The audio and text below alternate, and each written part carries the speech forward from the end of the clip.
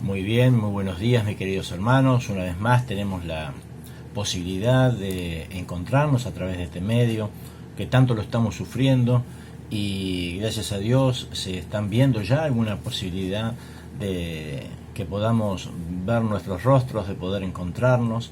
Esto en algunos lugares ya se están habilitando, así que bueno va a ser que prontamente podamos encontrarnos, Dios quiera que así sea.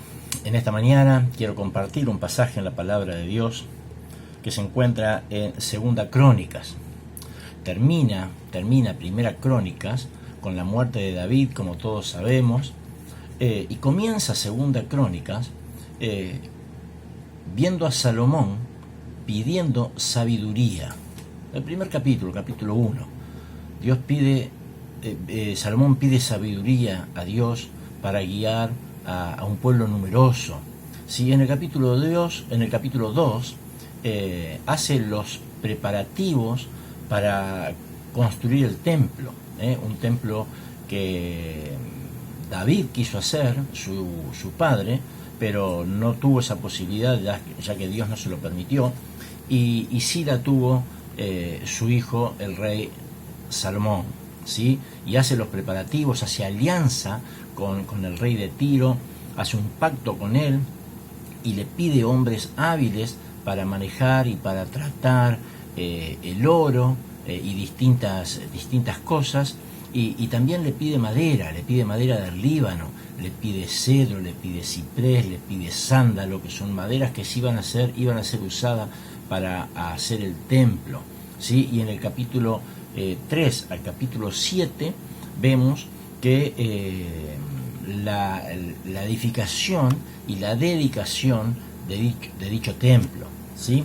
Y bueno, en la segunda parte del capítulo 7 es lo que yo quería compartir con ustedes en esta mañana, el poder sanador de Dios. Ante las dificultades, ante los problemas, tenemos un Dios que no solamente es hacedor de todas las cosas, tiene poder para todas las cosas, pero también es sanador, ¿sí?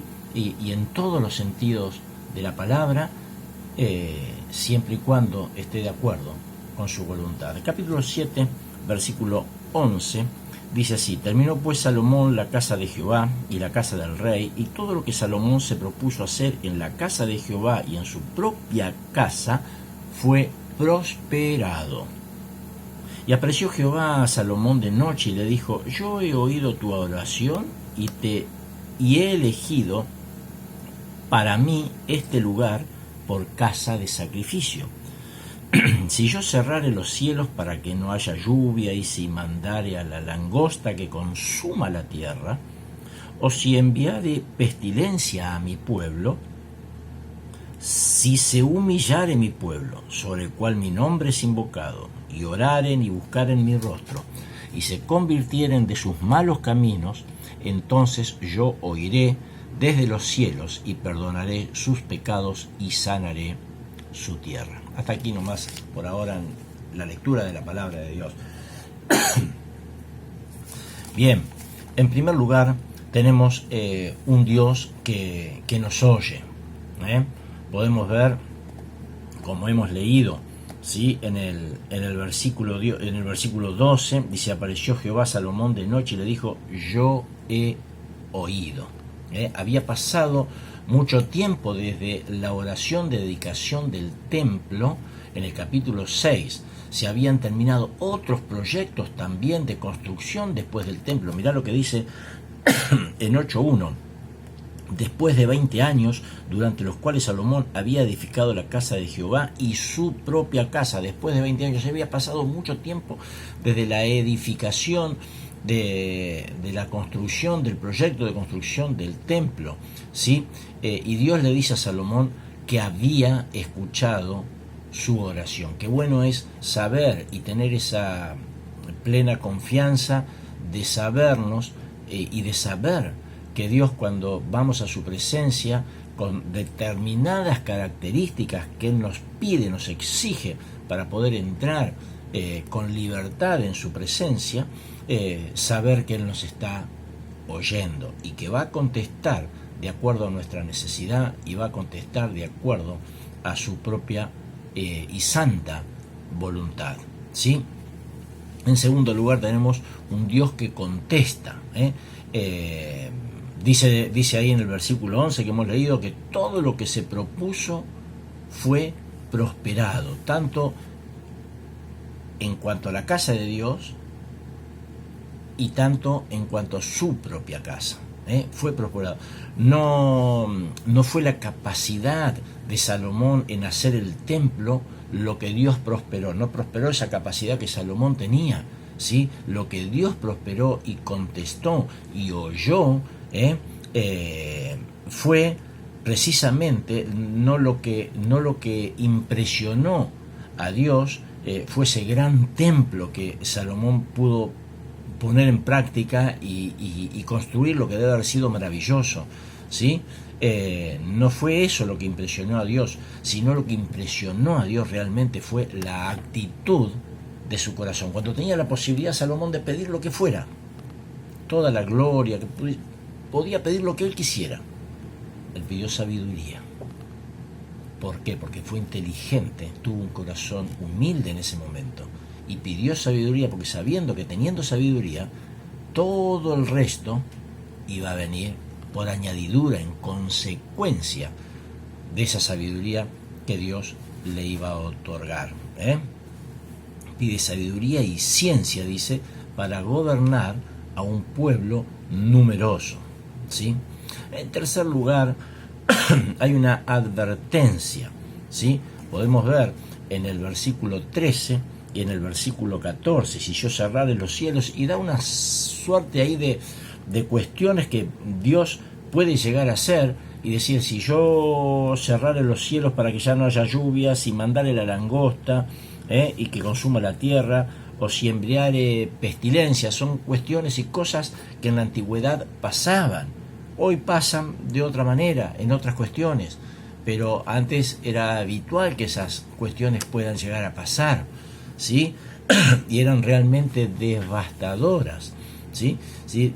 Y Dios hace esa advertencia. Si todo esto pasare, si todo esto pasare, a veces, mis queridos, convivimos con la langosta, convivimos con la sequía, teniendo un Dios que puede dar lluvias de bendición grande, como cantamos en ese lindo himno que cantamos, lluvias de bendición grande.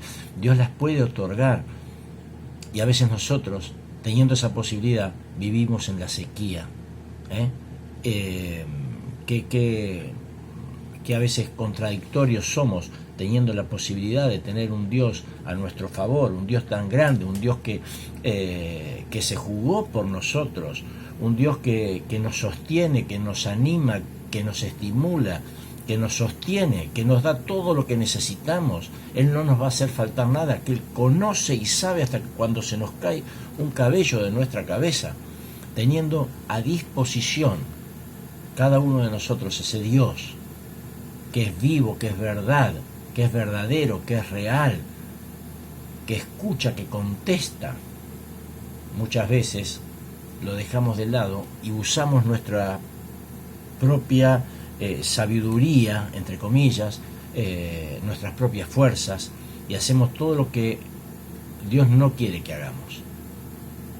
¿Por qué? Porque Él ya lo hizo en nuestro lugar, ¿sí?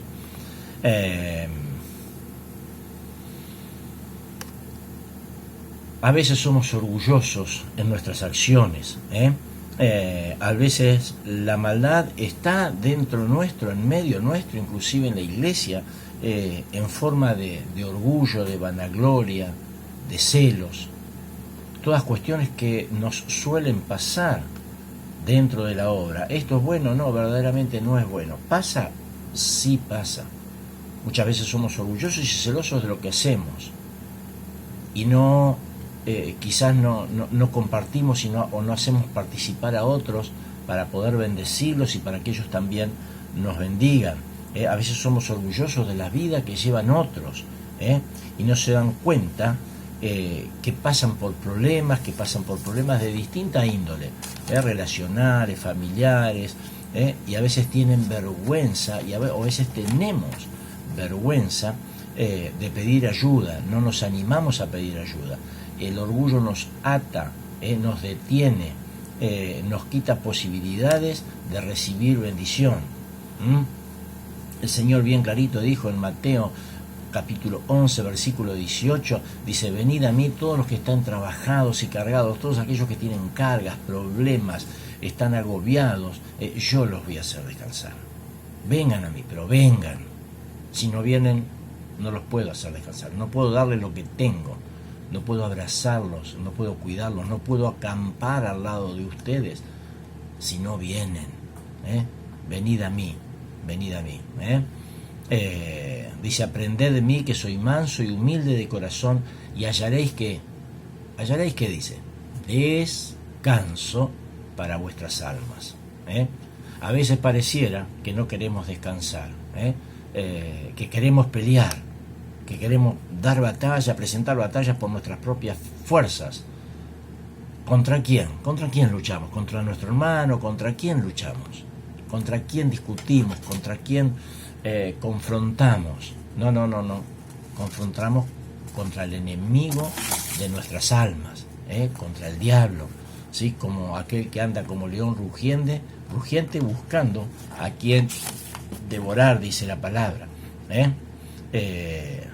Y no tenemos en cuenta, no tenemos presente que ese diablo, ese Satanás, ya fue vencido por mi Señor en la cruz del Calvario.